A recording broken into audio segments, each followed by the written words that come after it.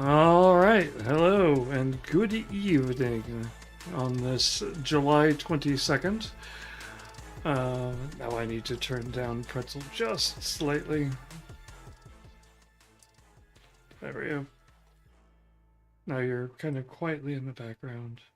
And I also need to turn it down in my headset so I'm not blowing my own ears out with it. I think I had the volume turned up in general. That would be why. But we are here today. We're talking about Mecha TTRPGs. In particular, the area I'm kind of focusing in on, and basically we'll be talking a little bit about today, is basically taking this from the scenario, the fact that we likely have friends or know people who have play the tabletop war game type things.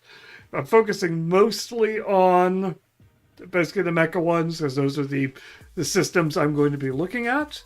But the approach I'm going to be talking about could be used if you're talking to any of your friends about basically who are war gamers who might be interested in tabletop RPGs and basically maybe wanting to bridge that gap and make that switch.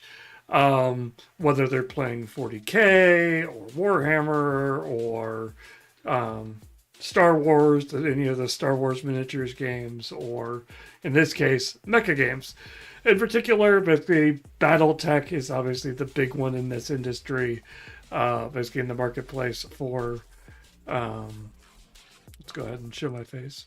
This is a big one for being the basically when people talk about gears, they think about mech games, they think about Battletech. They may also think about Heavy Gear as the other one. Those are some of the big names if you're looking at it from a wargaming perspective. So basically, in particular, we're talking about these, and I pulled out a selection of 4 of them, which basically 20 has kindly put into the chat. Because we're kind of talk about a range of if you're wanting to pull people into tabletop RPGs, how you can kind of approach that. There are I call it 4 different approaches. Hey, Wolf Mom. 4 different kind of approaches to how you want to approach this. Yeah, Heavy Gear is all the way up to 4th edition. Wild. So basically, those are basically Heavy Gear and Battletech are 2 mech games which have been around since, I think Heavy Gear is the 1990s, Battletech is the 1980s, I'm fairly certain. And then we're talking about 2 other newer ones, Lancer, let me scroll down so you can actually see the name, and the Mecha Hack. The Mecha Hack is probably the one on here that I'm the least familiar with, but I pulled it as kind of an example of what I'm going to talk about, and so we'll get more to that later. So, first of all, for those who aren't familiar, Battletech is a game. Battletech is basically, look at that art. This is the updated art. This is the new art. Basically, Battletech has been around since the 1980s. It borrowed heavily, some might say, mayhap stolen, designs and other stuff from basically Japanese Gundam and other mecha type shows of that era, and gave it a more Western appeal in the fact that we went from, whereas Japanese mecha tended to be a little bit more sleeker, a little bit more focused on being humanoid machines, BattleTech basically decided to take the idea, take a look at it, and just went, well, what if we just took tanks and put legs on them? And that's all you really wanted was just tanks with legs. And occasionally we will give them arms to punch stuff, pick up stuff. Not really, but basically they have arms occasionally just because humanoid aesthetics look cooler. Um, Basically, heavy gear follows the same thing. It's a little bit more anime based, as you can tell. Um, Basically, and a lot of the mecha basically tends to be a little bit faster moving, a little bit less plotting. A lot of the mecha tend to have roller skate feet, basically, and so they're a little bit faster moving. But in terms of basically talking about BattleTech, basically the idea behind BattleTech, for those who aren't familiar, is BattleTech is basically a hex based. So basically, take a map, basically put all the hexes out there.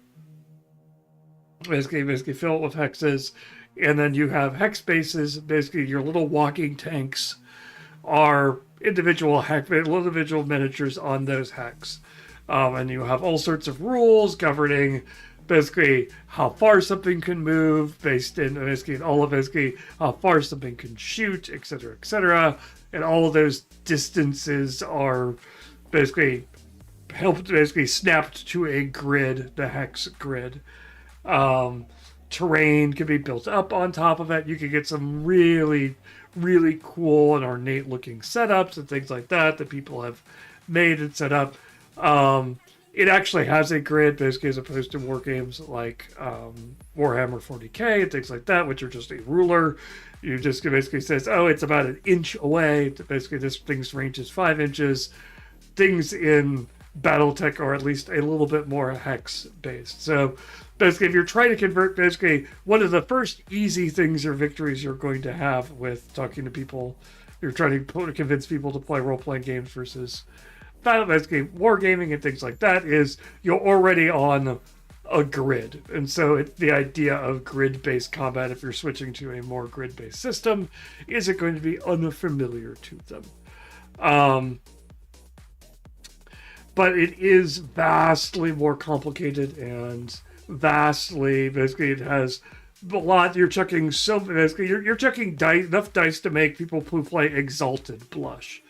Let's be honest.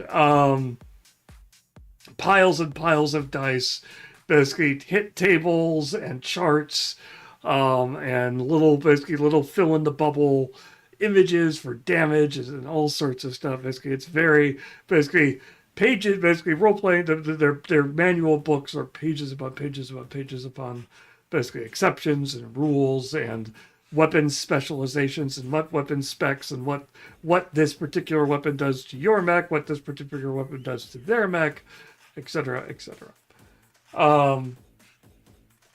And so basically, if you're going to talk to your friends about basically like, hey, what's basically, or maybe your friends come to you because that's the other way. Basically, maybe you've been playing BattleTech for a while and you're like, I'm really interested in the people inside the cockpit, or we want to actually codify some of the stuff that we've all talked about during the games. Because I guarantee you, I'm good friends with numerous people who play BattleTech on a regular basis. And one of the stories that they tell are already there. They're already telling stories about their company, about their missions, about how this one particular pilot scrapes by or is lucky or gets out of these situations. Basically, their mechs have battle damage and field damages and repairs and things like that, and they have personalities and things like that they've built up around their company, about their individual pilots and things like that. And basically, they may be like, hey, let's look into how do we shift this from just pure mechs on a map exploding stuff into more, hey, we actually want to start telling more intricate stories, more complicated stories. We want to talk more about what's going on in the downtime between missions. Maybe we want to start playing up the battles between basically the info gathering and the other stuff leading up to things. Or maybe we want to talk about basically going from basically the mechs blow their way to the headquarters, and then they get out of their mechs and they infiltrate the headquarters and what goes on there. Even something as simple as that. And so basically that maybe you're like, oh, okay, let's go from how do we want to approach that? And so the first approach is that BattleTech itself has a role-playing game that they created, that they bolted on, to be nice, but kind of attached, basically bolted on to BattleTech. It is 100% compatible with the actual with the miniatures game. That said, because it's focusing in on making your individual pilots into more fully developed people, it is cheating somewhat. Basically, you're never going to be able to take your super cool, basically your awesome original Do Not Steal character that you created from a role-playing game and take them to a Gen Con BattleTech tournament and be like, yeah, I'm going to play this guy, and here's his pilot, and here's his list of skills and cool stuff he can do and special abilities he has. They're going to be like, that's not how this works. Your pilot has 2 stats. That's piloting and gunnery, and that's it. That's all you need. Basically, does he remember to put his seatbelt on? Can he shoot good? Those are the big stats basically that you need. You need to have for basically your BattleTech, and everything else that you might find in this book here is going to be non-canon. I don't know what the best way to put it. Basically not the way that the purists who are playing the mech miniatures game are going to want to talk to you about.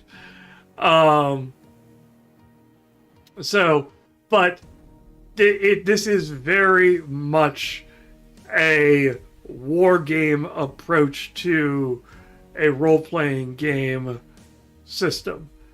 You can see here that basically basic gameplay, character creation, traits, skills. Here's a section for combat. Here's all the stuff that gets bolted onto the actual miniatures game. Is here, special case rules, basically new equipment you might have, etc., etc. It is very much basically going to be, hey, if you're wanting to add this, you're going to be adding a bunch of new rules and you're going to be adding a bunch of complexity to your game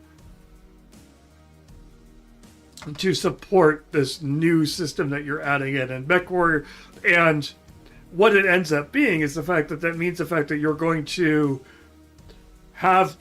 have your role-playing stuff, and then you're going to have a mission, and then you're going to pull out the hex grid, pull out the miniatures, do a BattleTech fight, do a full BattleTech moving miniatures on grids, firing, tracking heat, tracking damage, tracking ammo consumption, etc., etc., etc. And then you're going to finish that, wrap that all up, and then continue with the role-playing section. And things that happen in one section may affect the other section. And your skills and stuff will transfer over, and you'll have some cool abilities, which will basically change the way your pilot works. That will make them cooler. But the flip side to all of that is, of course, basically, if you look over here, for character creation, it's a not every person you're going to create is necessarily a mech warrior per se. You can have people who are medics, you have people who are spies, you have people who are they have mech warrior, tanker, aerospace pilots, elemental, scout, faceman, renegade warrior, battlefield tech. So I don't even know. Need to ask which. I can ask which one you're referring to, but it's probably either the aerospace pilots or the mech warrior. Let's be honest. Um, Oddly enough, the tanker is basically in a fairly sensible outfit. Strangely enough. I mean, you see the mech warrior, obviously, but like the aerospace pilot gets the worst the longer you look at it. Basically that's a very, very, very much painted on suit. Um, it gets really hot in basically in a mech. I'm sure is what somebody used as an excuse for why they don't wear clothing or something like that. Um, but it is, yeah, that is very definite a certain style of art. Um, but the problem is, like, if you have someone who's playing the face man, basically you're going to basically this person, and they've got all those cool skills that you see there. But the ones things they don't have on there, they don't have battle. They have martial arts.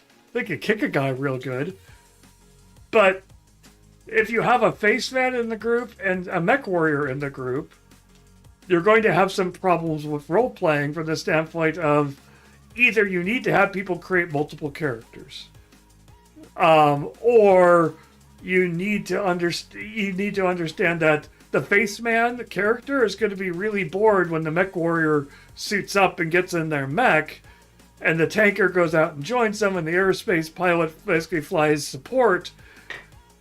Because Faceman isn't going to have anything to do.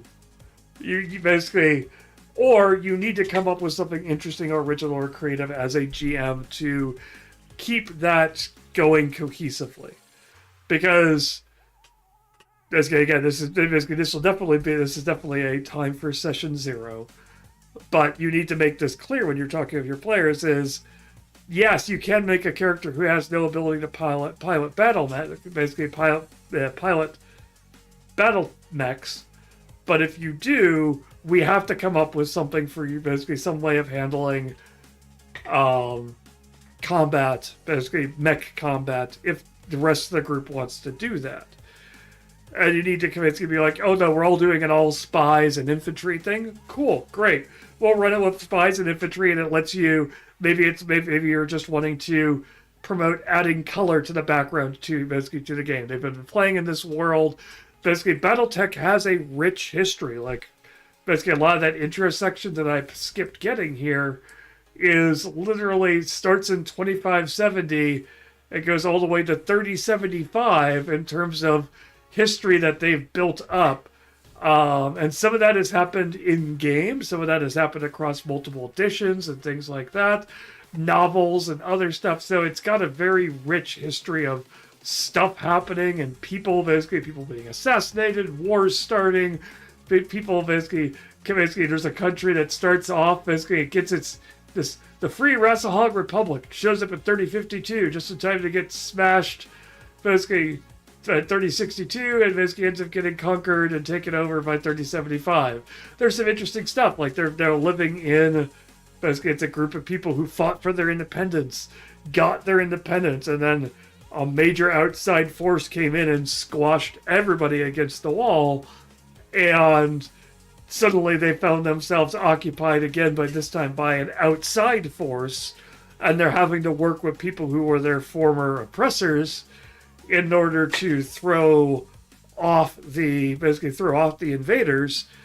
But at the same time, they still want their world back, and they know that some of their oppressors are, while they may be allies today, tomorrow they may find themselves right back in the midst of having to fight them again.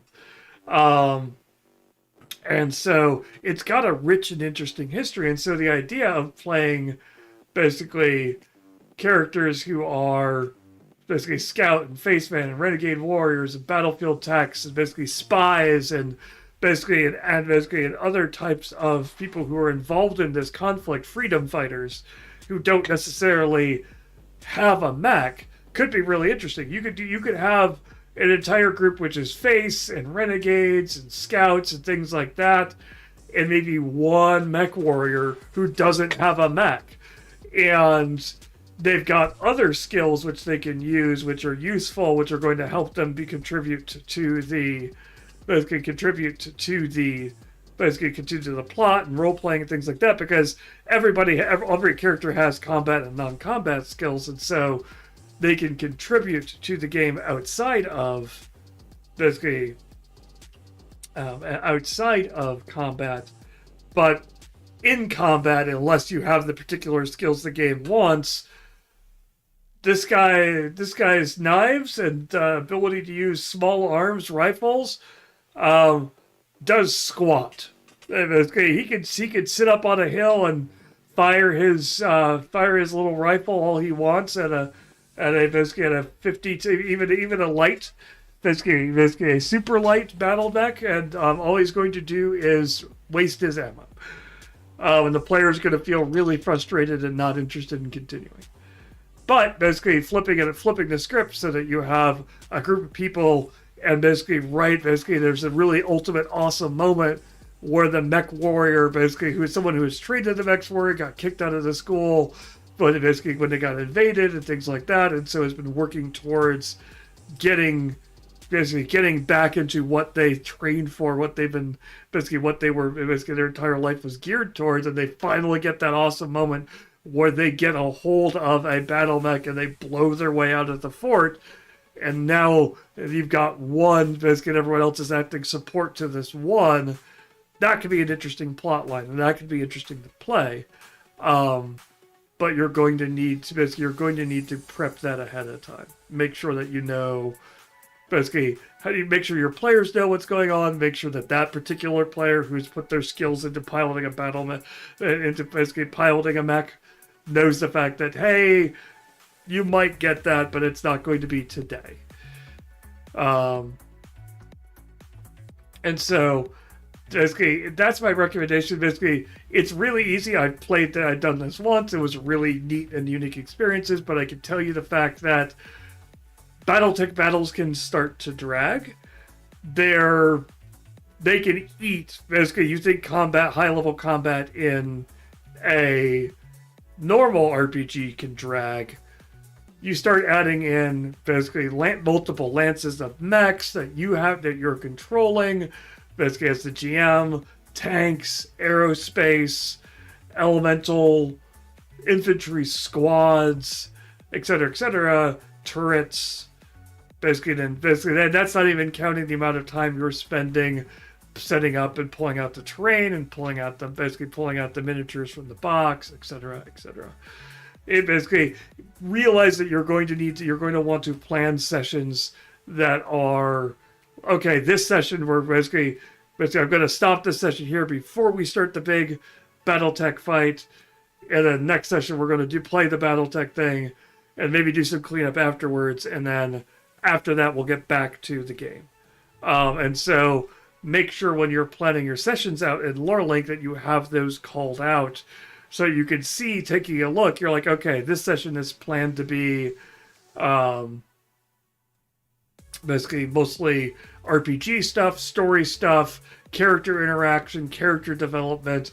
It's mostly meant to be that, and so make sure that you're scoping your story appropriately, that you're planning it that way, and you're kind of sticking to your time camps and you're pushing your players to keep moving, because if you end up with a session and a half being RPG, you end up with that weird break, whereas it's really easy to it's easier rather to basically pull down a setup of an RPG fight. You can just take a picture of it.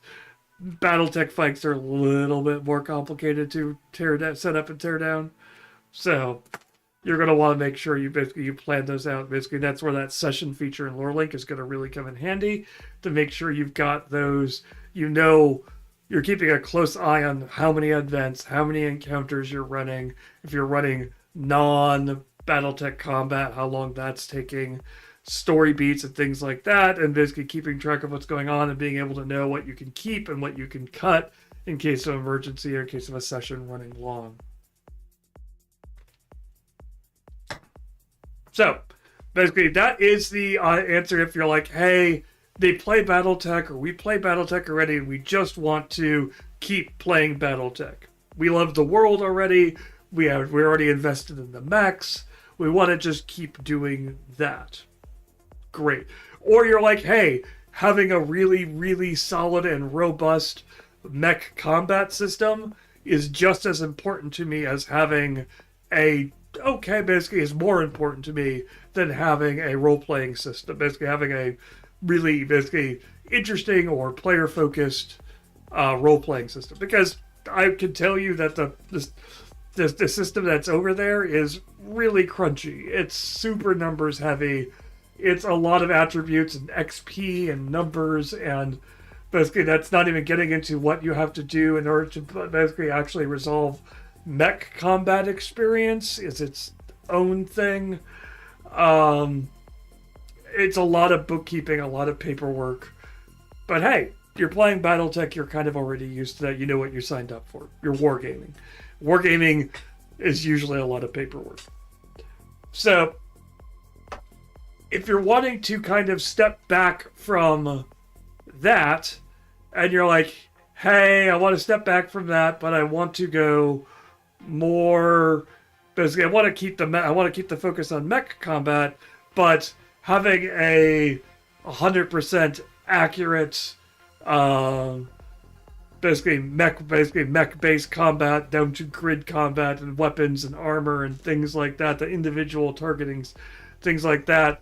Basically, then you're probably looking at either going into probably heavy gear. Basically, if you're just taking a small step back, and Lancer is going to be your bigger step back. But the big thing that both heavy gear and Lancer are going to do, though, is they're going to they're mecha role-playing games. And because of that, their identity is really kind of tightly clustered in on the mechs. And so you're going to want to basically, like, heavy gear, the character classes that they have in heavy gear. I just showed you the ones that were in BattleTech. But the ones in heavy gear...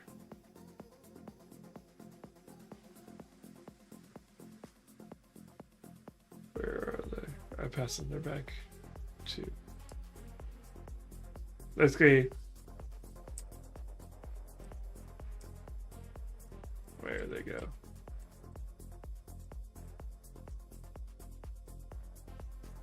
Thought I saw them. Did I make that up, or I could have sworn I saw this just 20 seconds ago. Oh wait, archetypes are what I want. Where are the archetypes?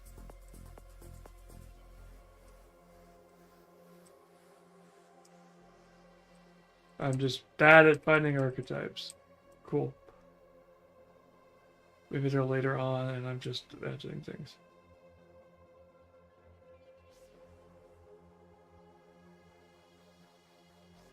There we go. Archetypes. They're further on past the character creation. Sure, makes sense. But all of these that's going to have recommended vehicles attached to them. Basically, and they're all focused on having both out of combat and in mech combat specializations. They're meant to be, hey, you're signing up to play a mecha game. You're going to play a mecha game. Basically, everybody's got the ability to, if combat breaks out, a vehicle type that they tend to have, basically, like some of them are basically like the fixer, basically, which is like they have a role, which is the everything else that's not on the battlefield.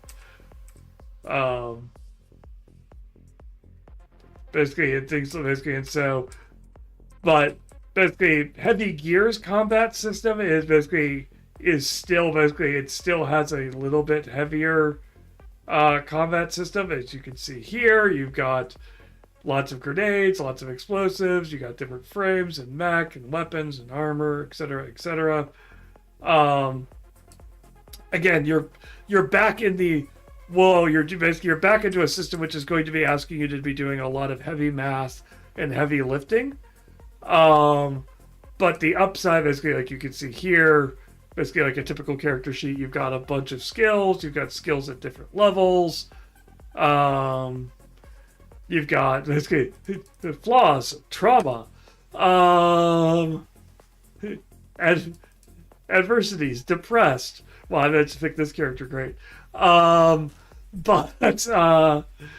basically, in terms of basically, again, they're basically you're going with the hey, I want a system that has characters, and I want a system that's got mecha. Basically, kind of keeps the two kind of separated. Um, but everybody is mostly expecting, like, you've got a character sheet and a vehicle sheet. Basically, everyone's expected to um, play one that can cross roles, that could go across and basically be able to pull stuff out and be able to if combat starts up, they're going to deal with both. Combat in this system is going to be I believe it is grid based. It has been a hot second since I played it, and they've gone through a couple of editions. But this is basically, you're still looking at a relatively heavy math system, and you're looking at basically, but you're not dealing with the full complexity, the full weight of a BattleTech type system. So you can be like, hey, let's switch over to a different system where we get a little bit of both.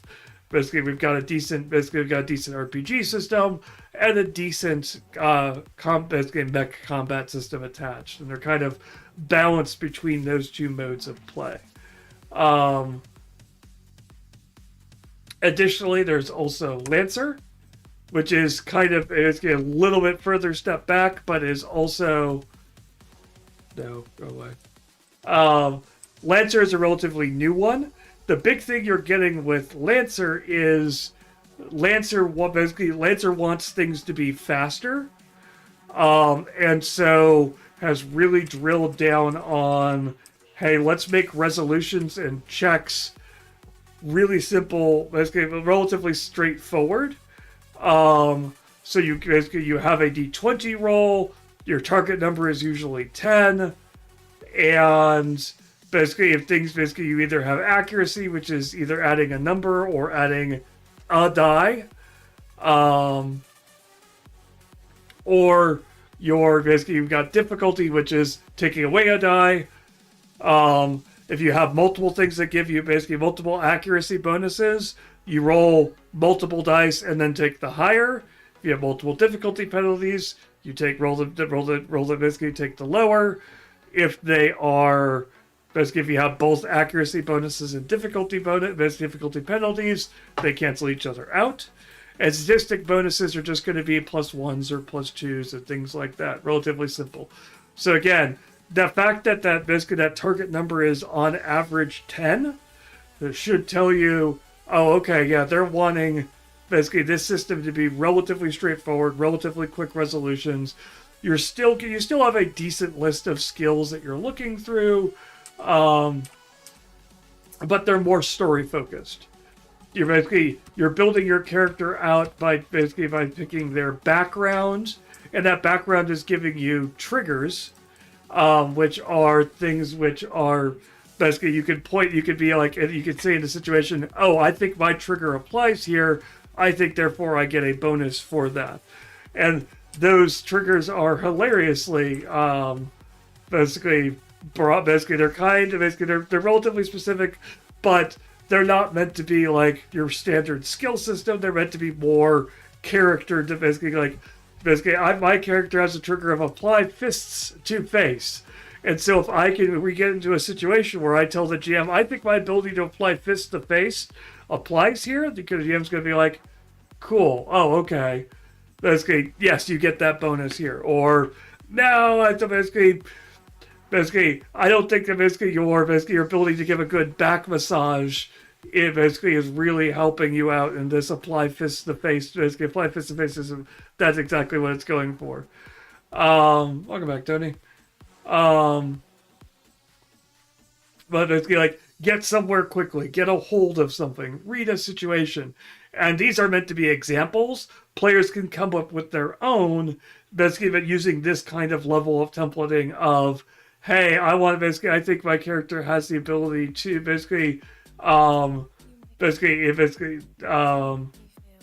basically always look for the exits. Basically is always know where the exits are. Basically, that's relatively specific. It's not going to apply in every situation, but there are basically, you could definitely see that there are a couple different circumstances that you can be like, oh, okay, I could see why your character in particular would have that because of their background, and you can apply it uniquely in different situations. But it's much more creative. It's basically, heavy gear is definitely more of your typical. We have silos for things. We have basically slots where things go in. This gives you a +1. This gives you a +1. This gives you a +2. This gives you a basically a 13. This gives you a etc. etc. This is more okay. Here's your trigger. Gives you a +1. Gives you a +2. Basically, it's either +2, +4, or +6. Relatively straightforward. Just 3 simple levels. Again, accuracy and difficulty are more like things that basically you're setting up situations that basically are advantageous. It's their version essentially of advantage and disadvantage. Other things may be giving them to you, but triggers are closer to your skills, but they're open-ended. So basically they're meant to be more, as they call it, narrative. And so you're like, oh, okay, cool. I'm going to basically, that makes it much easier for you to keep the game flowing in interesting ways, let players resolve things in situations that may not be necessarily straightforward. It does a similar thing, however, with heavy gear, in the fact that everybody is assumed to be a pilot. Everyone you're building is a pilot. All of them will have a mech that they start with. They're going to customize it their own way. They're going to determine what stuff that they pick as their pilot is going to give bonuses to their mech. And basically you'll be able to pick your gear and other stuff for your pilot and other things. So you could get in and out of your mech basically without too much trouble. Excuse me. But they've got basically 4 mech skills for your mech: hull, agility, systems, and engineering. Again, you're not dealing with there isn't a massive, basically when you look at your character sheet, you're not dealing with a huge, basically you've got your triggers, you've got your talents. You're not dealing with a huge stat system. Basically it's relatively straightforward. Basically, licenses is basically your level, but it's a little bit interesting from the stat that you're licensed on particular types of mechs. And so if you're leveling up, you're essentially leveling up in a particular type of mech, which is a kind of a fun way of doing, oh, this is how we're kind of giving classes and things like that. In that, basically, if you're focusing in on basically leveling up in the company that provides sniper mechs, you're going to be more likely to take the sniper role. If you're leveling up with the support mech, you're going to be more likely to be playing a support role, etc., etc.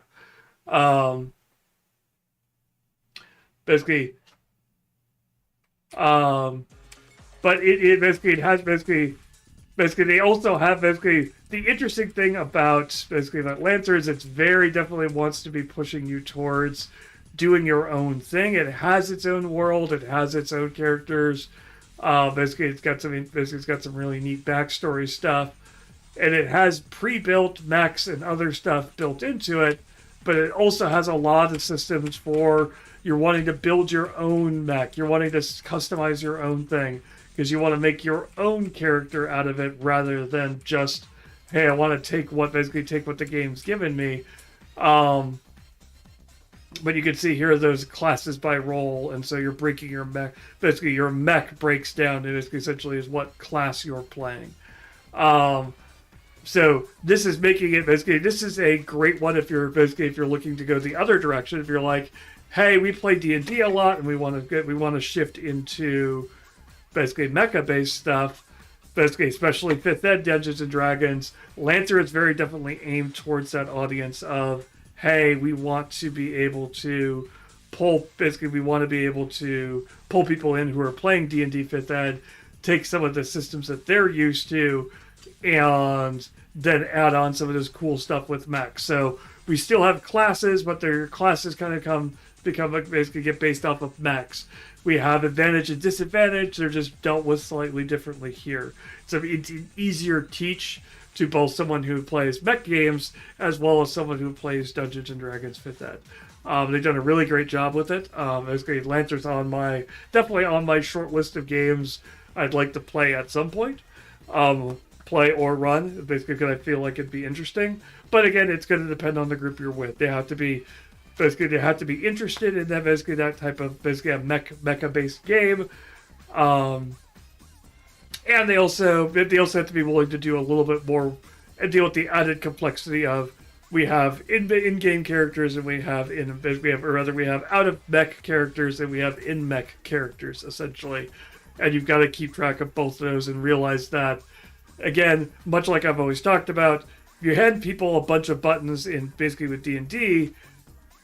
A lot of the times they're going to want to push those buttons, and so if you hand somebody characters who have mechs, they're going to want to push those buttons, and so you're going to need to include mech combat, because if you do a 100% diplomacy run, Lancer probably isn't going to be the right choice for you, because your player characters are going to be really confused on why they spent all this time building up this mecha if they never actually get to pilot them.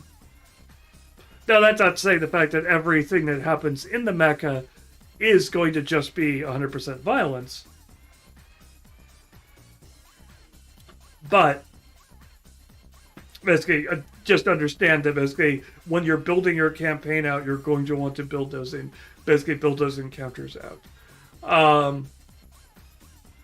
And basically the last one I'm going to talk about, basically this is an example of it, is the idea of the fact that you can also boil the system down to a much simpler level and basically play a much more narrative game. Lancer and Heavy Gear are still, hey, we've got mechs and we're probably putting them on a grid. We're still doing measuring. We're still counting squares or hexes to determine distances between targets. We're still range is a given number. Basically, there's cover, there's other stuff, things like that. You're still playing that kind of tactical aspect of it, which might appeal to your people coming from a wargaming basically thing. It's like, hey, I like those aspects. I like the idea of the fact that my strategy and skill can help me take down a higher, tougher enemy because I'm playing them smarter, or I'm using basically tactics and strategy to lure them into a bad position, then take advantage of that, and the system gives me the tools to do that. The system says, yes, great job, you got above them, here's a bonus. You got behind them, here's a bonus. They ran past you and didn't know you were there, here's a bonus.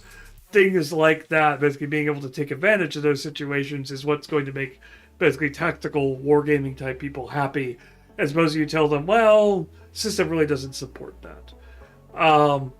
That said, if you're looking for, hey, what's basically we've been spending we play our heavy wargaming thing and we don't want to recreate that experience, we just want to tell some interesting stories in that space and maybe kind of gloss over the mech combat, or just basically make it a little bit simpler, making it a little bit faster. Basically, Mecha Hack is basically based on the Black Hack, and it's the idea of basically I'm using it as an example of basically your smaller book. Like you can see here's your table of contents, 41 pages, compared to Lancer's 432, or Heavy Gear's 483, or Battletech's 418 pages. This is 48 pages, so much simpler, much easier to teach, much easier to basically to pick up, and throw things in there. But it's also going to be a lot more faster and looser and things like that in terms of, hey, we're just wanting to play a quick game with mecha that's telling an interesting story. We're not necessarily looking to recreate a full tabletop experience. It is basically, if you're basically rolling to attack, you're rolling you roll a d20 and you try to get under your skill. Simple as that. Basically, if you're being attacked, you're rolling a d20 and rolling the person being attacked is rolling a d20 and seeing if you can get under basically the target number that they've given basically your skill that involves dodging, usually agility. So again, players are rolling all the dice for everything. Actions are relatively straightforward and simple. Like you have attack, basically attacking, defending. They have an interesting, neat thing with basically they deal with heat. They have a reactor die. Basically, other things can increase your heat. Basically how your heat works is the idea of the fact that rather than it being a simple number that you're filling in and filling down, your reactor die is a die that starts at a d20, and if you roll a 1 or 2, your reactor die gets downgraded to the next die level. So d20, d12, d10, d8, d6, d4. And basically, once you roll if you roll a 1 or a 2, you drop down a die level. Or if something else says you need to drop a die level. But basically, if you roll 1 or 2 on a d4, you've overheated your mech. And now you lose a turn of actions. Relatively straightforward.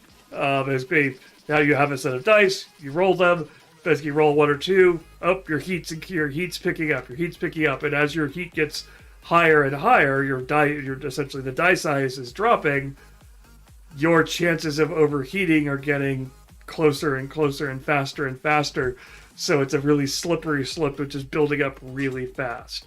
So basically like armor points. Cover is straightforward. You have advantage on mobility tests if you basically to avoid range attacks. If the enemy is in cover, you have a disadvantage. Moving on.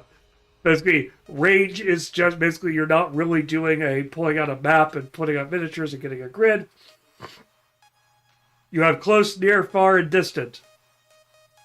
Done. And basically that's all you need to know. That's all you need to keep track of. You have different actions at close than you do at near, than you do at far, than you do at distant. Basically, things have advantage or disadvantage when they're outside of their given ranges. Simple, straightforward. Keep the game moving. Keep it playing. This is much more of a near, but basically it's a yes.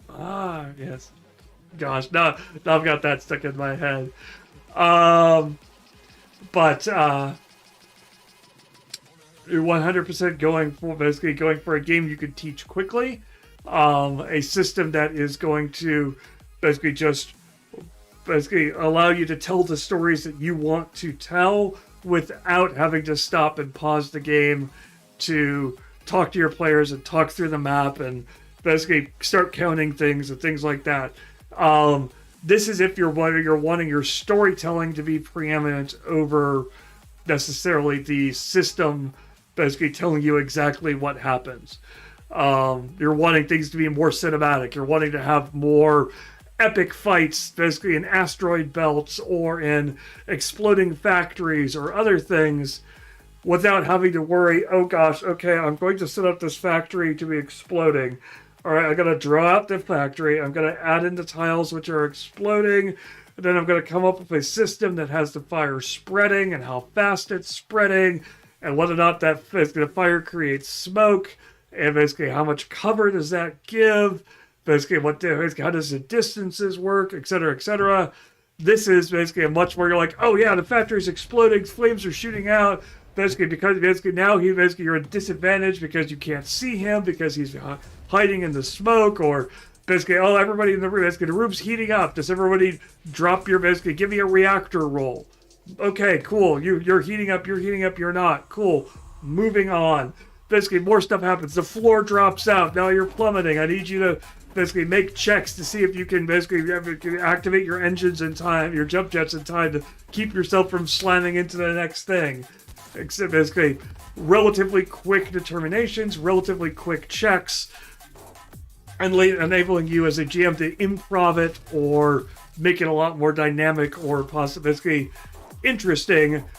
But the downside of the fact is it becomes more of your players can be like, well, I really think that I can see basically he should have disadvantage because of this or this or this, and you have to be prepared to either defend it or be like, okay, yeah, sure, you get advantage. Okay. Or no, I don't think that works, and here's why. Moving on. As opposed to, hey, I don't think that fire works that way.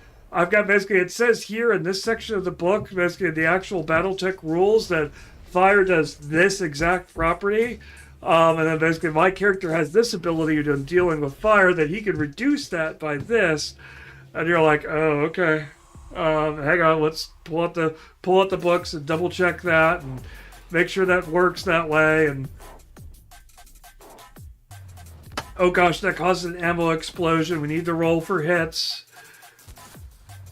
That's good. Like, if you want to know, basically, like I said earlier, that basically BattleTech players roll dice that will make even exalted players blush. One of the common ways I've seen for basically BattleTech players when dealing with their LRM-20s, which is a pack of basically, which essentially it's the idea that the mech has 20 missiles all racked up on their shoulder, and they fire them all at once at one target. And then they roll a down number that tells them how many hit out of 20. And then each of them can hit its own special location because they're just doing the Robotech swarm thing of basically going out and slamming in. They have tackle boxes or crafting, basically those jeweler crafting boxes that have all the little sections in them that they stick 2 dice into for each of them. So they have like 32 sets of, basically they have like 20 sets of 6 dice. Basically 20 pairs of dice that they just shake the entire box, then put it down on the table, and they can quickly go head, torso, left torso, right torso, leg. Okay, cool. I only got 6, so I do 1, 2, 3, 4, 5, 6. Those are the hits. Done. Move on. Because otherwise you have to sit there and be like, okay, first rockets, hit location 5 for 3 damage. Okay, next rockets, hit location 10. Where's location 10 again? Is that upper or lower? That's upper. Okay, it's a mess. This system is obviously going to be much faster for basically you've got armor points, you took damage, you didn't take damage, etc. So all of basically that's kind of your range of what you're looking at when you're talking to people like, hey, basically let's play a mech game. They're going to be like, oh, okay, I've played some Battletech. That sounds really, really tedious. It is, but that's the point. That is the stuff that war gamers really like, is the fact that they can have those really cool moments where a mech's arm gets blown off and they know exactly what that does. They know exactly, basically, that arm got blown off. That means that they lose these weapons. That means that basically that triggers, that could cause this thing to, basically this particular thing to happen.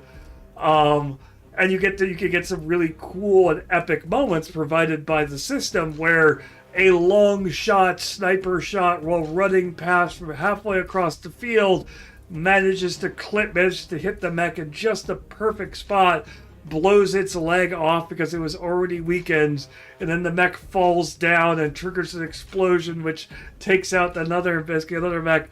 They can get those cool situations, and they love having them and being able to talk about them and build them up and basically have their lore and things like that they've built up around it. But it takes a very definite mindset of I can see the story in the numbers. I can see I can see the cool things without having a GM tell me or describe to me or make a random decision about how my fighter attacks the orc. There's a very particular system which tells me exactly what happens. Same type of people really love things like Lore Master, Rolemaster, because they give you really awesome and epic, cool moments after you get going through 16 different charts. Same idea. The TTRPG version of an RTS game, video game. I mean, fun fact, flip them. Uh, but this is where all the RTS games come from. Like 100%. So many of them, when you trace them back far enough, have their roots in wargaming. Basically, basically Dune, Mule, Command and Conquer. Yeah. Understandable. Basically, but basically, it's very interesting just how much that has kind of switched. And basically, you have things like what we'll be playing next week. Basically, I'll be playing probably going to be playing probably either BattleTech or MechWarrior. And basically, they've taken a lot of that tediousness out of it because they've automated the systems and things like that. And basically, it's taken until recent generations to be able to have a full video game that can actually recreate all of the stuff that that those games have. And boy howdy, when you have a game that does all of it and the randomization is all behind the scenes, you begin to hate that random number generator so much. But in any case, basically talking about lore link in particular, with the last kind of 20 or so minutes, what's basically how would I run a mecha campaign in lore link?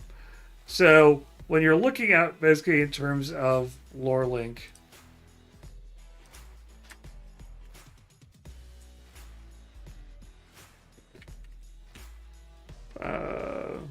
we'll call this Mecha Point Break for lulz. We'll say it's in Lancer.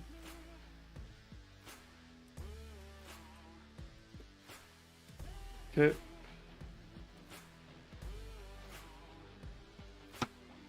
So, basically, obviously, one of the first things I talked about was sessions are key for basically if you're running any game system that has big combats. Your sessions, basically, use your sessions to keep track of basically.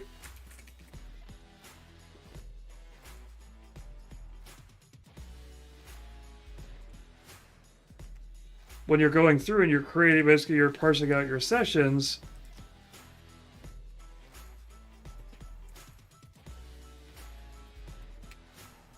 basically leave yourself a note in a short description saying whether or not a session is combat heavy or not.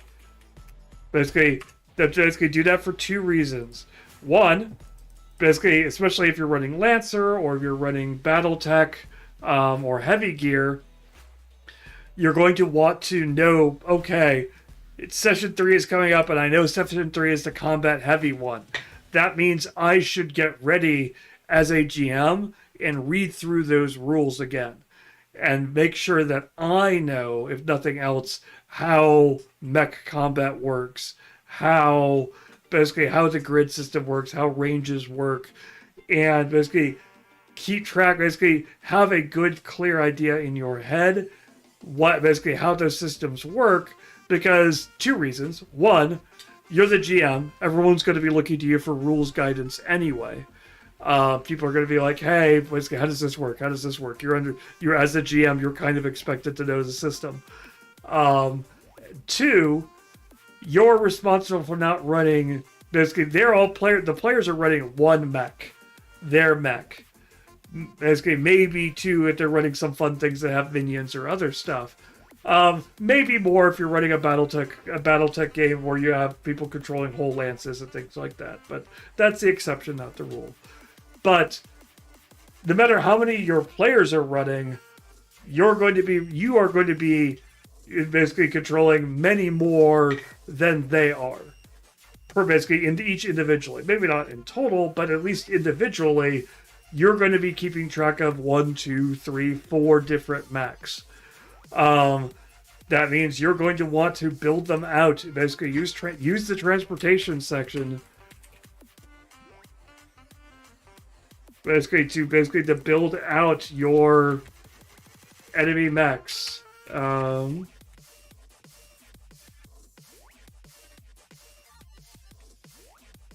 welcome back, 20. Basically, have them set up in here, have their specs ready to go. Basically, include them in the session. or basically, or as part of the event that basically the combat is. Either way, you can associate it here as basically as one of the basically as a piece of lore, or you can basically create when you create the event.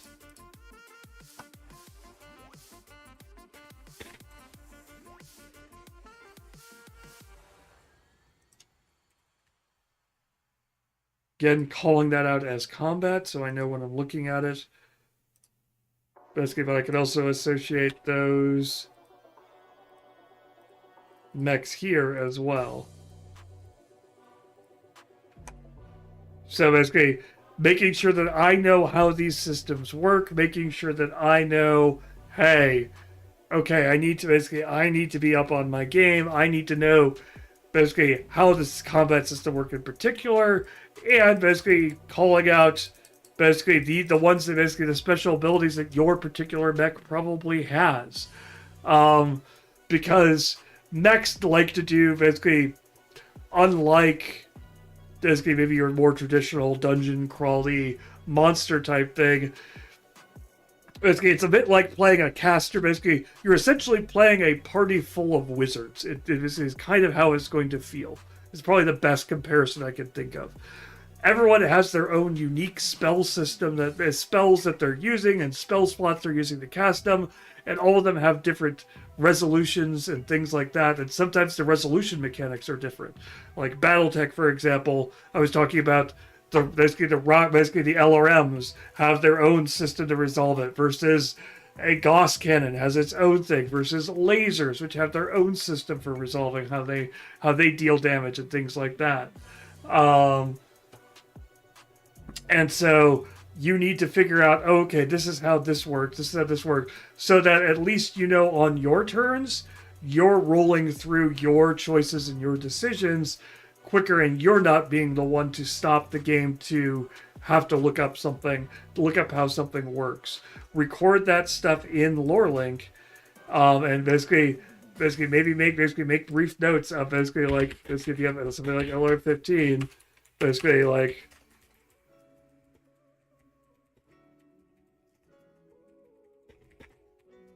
Hit.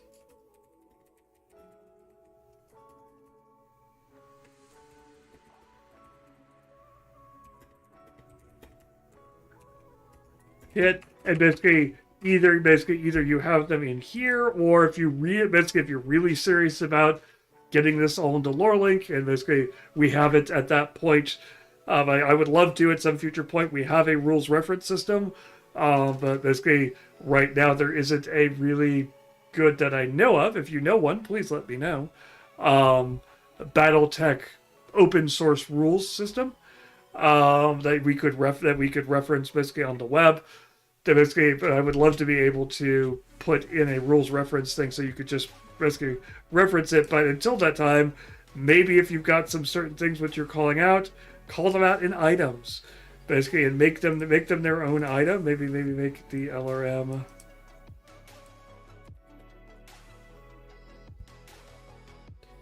Basically, and then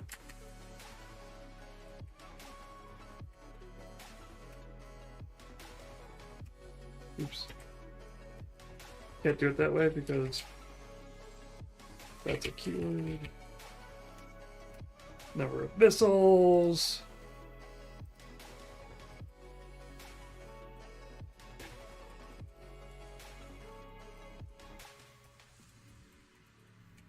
I'm just making up numbers here. There are actual charts for this. I know I'm not doing them correctly. Leave a note in the comments over the correct tape. No, don't. I like engagement as much as an expert, but I don't need someone telling me basically what the exact chart is for LRM missiles. Because it's something ridiculous like this. Well, actually, yes.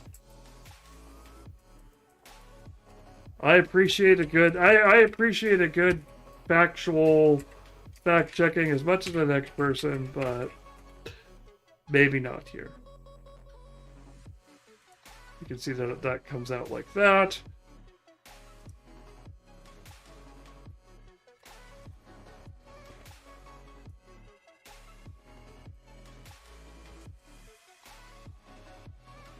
But basically, build in, basically, have, basically, what I would suggest is, basically, until such time that a rules reference system exists, I might use LoreLink as your, basically, either adding in, basically, into the notes section, or doing it as an item. However you want to do it, call out, basically, call out those things which you need frequently. Basically, because a lot of those times when you're doing this thing, you're going to have basically things you're going to keep looking up, like the LRM-15, basically like what missiles do, how missiles resolve, how damage works, how those things work.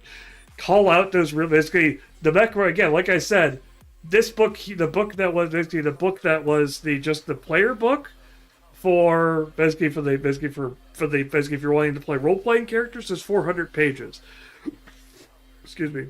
The actual book for rules on BattleTech stuff is probably just as long, and that just covers a section of the basically there's an advanced tactic module that covers other fun things, like what if you want to jump on their head. That's covered in the advanced tactics book. And so make notes, record stuff that basically you're wanting to pull out if you're going to do this sort of thing and you're wanting it to be, I mean, obviously if you're wargaming, you've got your own system, your things like that. If you want to record notes and systems and events and things like that here in basically LoreLink, it can help you do that. Basically, it's relatively straightforward. You can basically, again, we're system agnostic. If you want to use this to set up your encounters, include maps that have setup pictures, things like that. Basically, that would be something easy you could do. And basically you could have an encounter map. Basically, you can load really easily, load a hex grid right in there and have your table set up in there and any notes you need, things like that. You could keep track of all of that right here in LoreLink, and you don't have to basically if you want to basically make it all basically what's said, basically if you're running a session and you're like, okay, we're going to have this mission and this mission, you can dump all that information in here.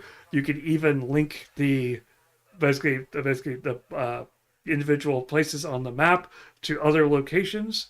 If you want to basically break it down to submaps, coming soon in LoreLink 1.0, which is coming soon. Knock on wood. We're working on it, I swear.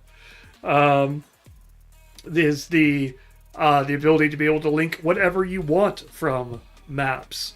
So if you want to be able to take a map and link it to individual mechs, you can do that as well. You could be like, this square, basically this hex has this map.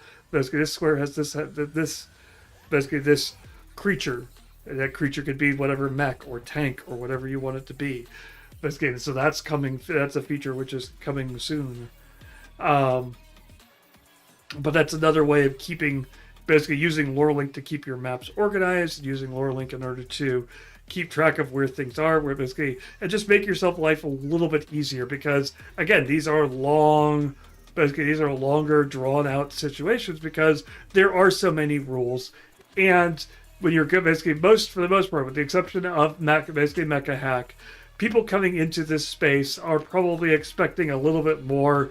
I want to do cool stuff with my mech, and that means the fact that I need to have cool mecha systems to be able to do those cool things, so I can run at them, do the backflip, basically fire my rockets, explode the wall, be able to basically then land on their head and basically crush it, basically knock down the pilot and have the thing explode and do this much damage, and all those things are already built in the system, and the GM isn't just kind of winging it as they go. Basically, I want my tactics to be what wins the day. Cool. Basically, that means combat's going to take a little bit longer.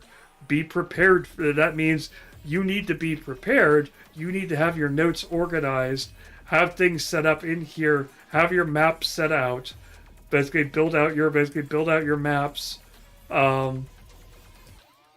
get your grids, basically get your grids ready to go. I think I could use that. Click sure. Yeah, that's good. Basically, get your basically here. Basically, this is from I think Traveler, but basically clicking on it, being like, okay, I want to set up this space to be here. This now I've got this dot. I know what that is. I know what this is. I've got different colors on here, and all of those are going to make my setup a lot easier and a lot faster. Cool. And then basically, if I want notes about how the combat's going to break down, if I want certain things to happen during it, I can associate events. I can associate other creatures and other stuff and traps and other things, and then I can basically, when you're drilling down in them, have the rules of text associated with the inside of there, so that you can be able to quickly reference them. Like I meant to actually come back here and let's actually do the referencing. So if I actually want to, now that I've got the LRM in there, you go items, and I could basically set up the basically to do LRMs, basically to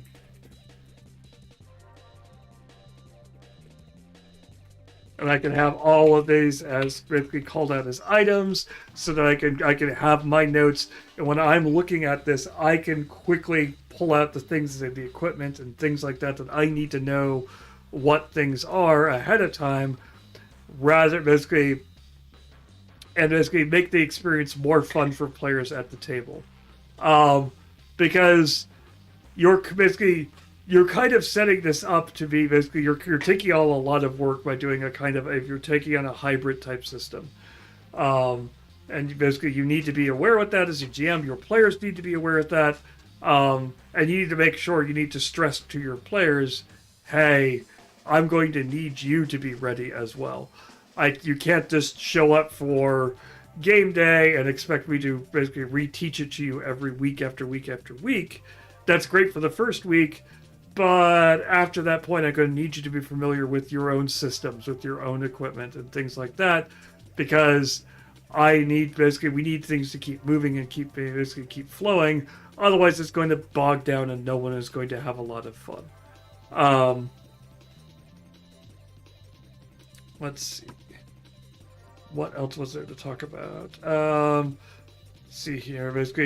Obviously, when you're setting up a game like BattleTech or things like that, corporations, you're going to have whatever you do modern stuff, there's going to be either evil corporations or and so either corporations, or in the case of BattleTech, you get those. You have houses, giant overarching things. Using tags is going to help you keep things organized in terms of, hey, evil corporation is responsible for this event. They own these locations. They have these mechs available for them. Here are some key figures in them, and so you're going to want to do stuff like he's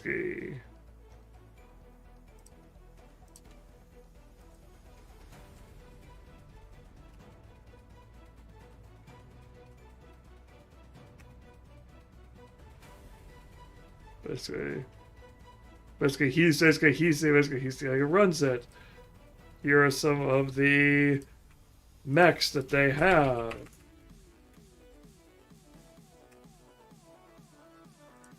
This guy.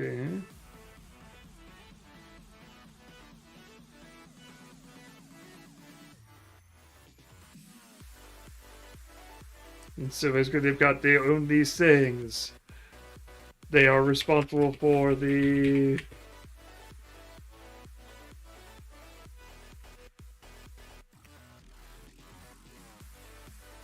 they're the ones responsible for sabotaging. They're sabotaging the air recycler. They own Planet Evil Corp. Or maybe the Evil Mecha Building. So now that I've done that, I have them all tagged. It means if I want to look up what assets Evil Corporation has, I can come down here into tags, be able to quickly find them there. Events, locations. I can have notes in here about their plans.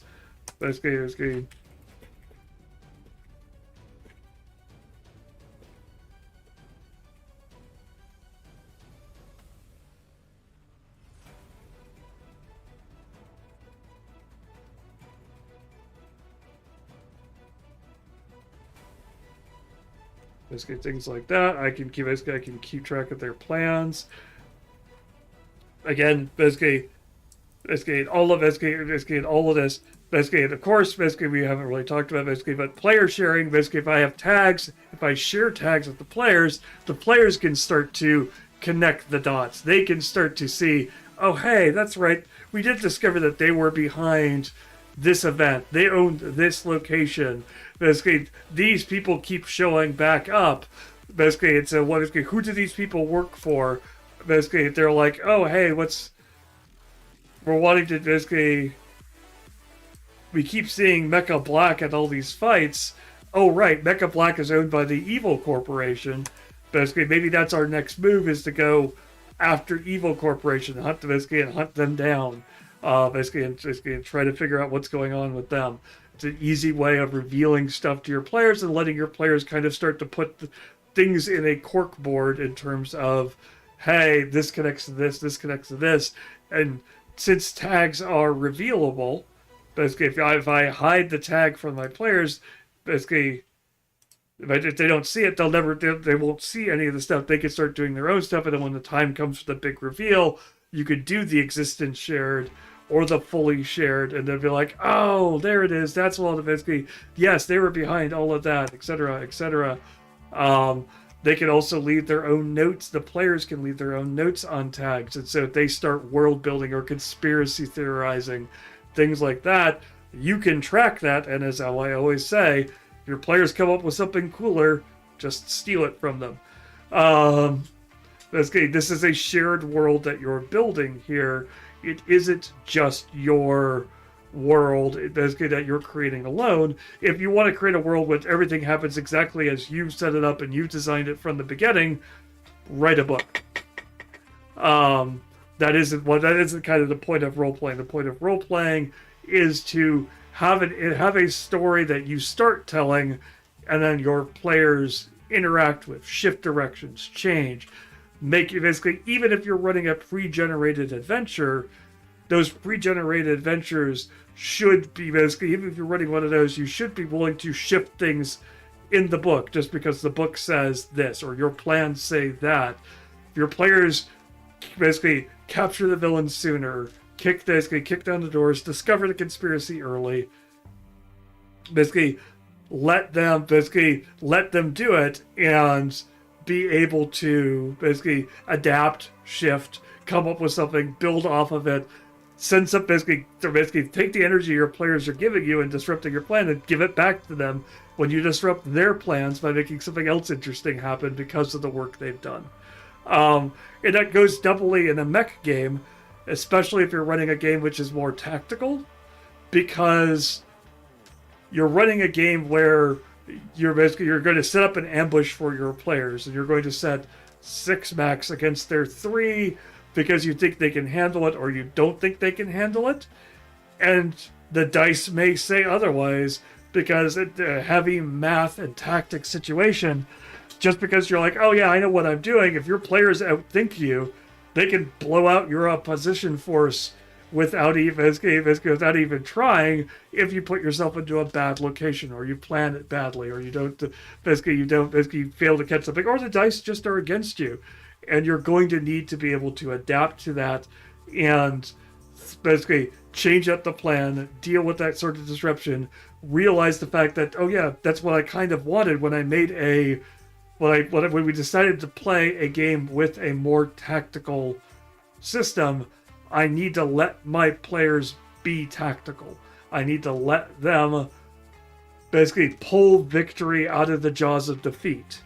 I need them to be able to basically sneak out the win, do the unexpected, fire that long shot at the evil boss sitting on the hill cackling and hit, blow their way out of a situation, whatever it is. And I need to be like, cool, new plan. This is what's happening. Here's the next step. Here's the bigger threat that was behind that. Or here, basically, you resolve that situation, but that has consequences to your actions. There are others, basically, there are other things which are going to that start to fall into place because of that. Think on your toes. Be ready. And so basically more so basically of a system that basically combat is always that sketchy area because dice rolls are basically whenever you let the dice rolls talk, they're going to add randomness in, and combat is a lot of dice rolls. So just be aware that if you're doing a combat heavy game system like these, you're introducing a lot of chaos in, and you need to be prepared for that basically that ambush to fail. And the flip side, that simple fight to go horribly wrong for the players, and you need to figure out, oh gosh, now they're stranded on this planet with 3/4 damaged mech and they have no money to get repairs. How do I get them out of this situation? Be prepared for that just as much as the other side, because dice can go both ways. All right. Well, I think that will just about do it for today. Again, basically, in case you're wondering, basically, this is what I talked about. I talked about the BattleTech system, Lancer, Heavy Gear, and basically the Mecha hack, or the 4 systems I talked about, and they're kind of that range of more complex to least complex. But if you enjoy, basically, so if you enjoyed any of those or any of those sound interesting, feel free to click those links there. That will take you to their individual sites. Check them out. And of course, if you like any of the stuff we do here, there are links right here on this page that you can check and you can push buttons you can push that will give us instant feedback. It's great. If you think, hey, this guy's talking some cool stuff and I'm curious to see what else he's doing, click the follow button, and Twitch will notify you whenever I go live with a short description of, hey, he's looking at basically at Star Trek games, or he's looking at Western games, or he's playing some of those BattleTech RPGs and things like that and talking about how they work. Follow button's going to give you that information, and it's absolutely free. If you're like, hey, I like what you're doing and I want to throw you a tip, cool. That is what the subscribe button is for us. It's always a tip. It is never a necessity. We aren't going to run follower only streams or subscriber only streams. We are basically sharing lore link to everybody, and we want everyone to see everything we do. But basically, if you have Amazon Prime, however, you do get a free subscription, so you can take money directly from Jeff Bezos' pocket and put it into our pocket, where we promise we won't spend it on a yacht, or buying out Venice for a wedding. Either one, we won't do that. Well, okay, maybe a digital yacht, maybe like a Mecha yacht. That'd be cool, but never an actual yacht. Ugh. Basically, so if you're watching over on YouTube. Basically, obviously, I've talked about basically engagement, things like that. Leaving comments over, hey, these are some cool mecha systems that I think you should check out as well. Or here's a funny story that happened basically when we were running a mecha game and things blew up. That's always great. If you want to basically click the subscribe button, which is the same as the follow button over here on Twitch, you'll know when we go live, you'll know when we have new videos out, so you can click that right there. And of course, last but definitely not least, if you're interested in this thing over here, LoreLink, basically with all of the systems and other stuff I talked about, tags and basically locations and things like that, and I didn't even basically rule sharing and things like that. Check us out. You can get a free start on your campaign. You get 2 free campaigns with our for a world account, and if you like it, you can upgrade to even more campaigns, and you can get some cooler features like the map feature with the hotspotting is a paid feature. Sharing stuff with your players is a paid feature, only for you, not your players. And there's also templating. Basically, if you want to use custom fields to build out mech templates and to basically just keep copying that template to template. Cool. That is what the mech template is for. Or not the mech template, what the template is for. That's also a paid feature. So you can check that out there. If you're interested in keeping up with what we are doing with LoreLink, basically I talked about some new features coming out soon, like the ability to add hotspots of any type to a map. For that, basically the best way to do that, you can either follow us on our social media account, Blue Sky, where we have cool conversations about basically talking about gaming and other stuff. And basically, You can check that out there. If you want to know more, basically, if you're just like, hey, I'm avoiding social media, I just want you to summarize all the cool things you're doing and send it to me once a month. Cool, we've got you. That's newsletters. We've got those, and we send it to you once a month, maybe twice if something really cool happens. Like, say, for example, a whole brand new set of features come out. Or, we go live and we start taking money. That's also basically a cool feature. We've sent an email out. But outside of that, that's all you're going to get from us. We're not going to start sending you weekly things over, hey, check us out, we're doing this or that. We're busy enough that getting one newsletter out is enough work. 2 is basically pushing it, and 4 or 5 or 6 just sounds like a nightmare. We don't want to spam you, and basically you don't want us to spam us, and we don't want to spam you.